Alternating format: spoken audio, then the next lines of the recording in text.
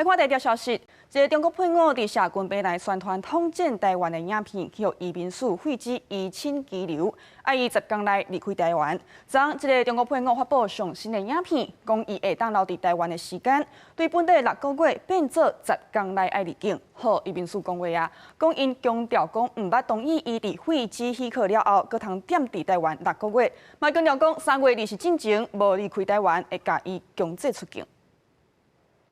经由部地区舞台剧，移民署向大卡新住民及外省宣导新住民基本法，欢迎融入台湾社会。不过最近因为4楼的对中国寄来台湾的爷爷，经由社群平台宣传台湾回归统战的影片，遭到移民署废止居留许可。10天内底爱离开台湾，伊也上传上新的影片，讲到离开台湾的心声，也讲到伊的困境也个不满。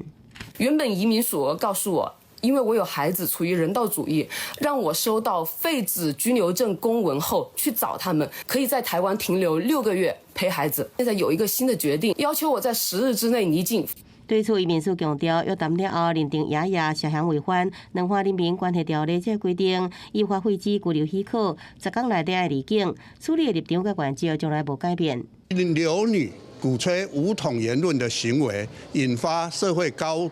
度的不安，有危害国家安全及社会安定之余，留女必须遵守限期离境的命令。由于这规定离境应该是爷爷离境最后期限，移民署也搁再讲到，爷爷鼓吹武统的行为有危害国家安全、社会安定的疑虑，到时若无爱离境，会执行强制出境。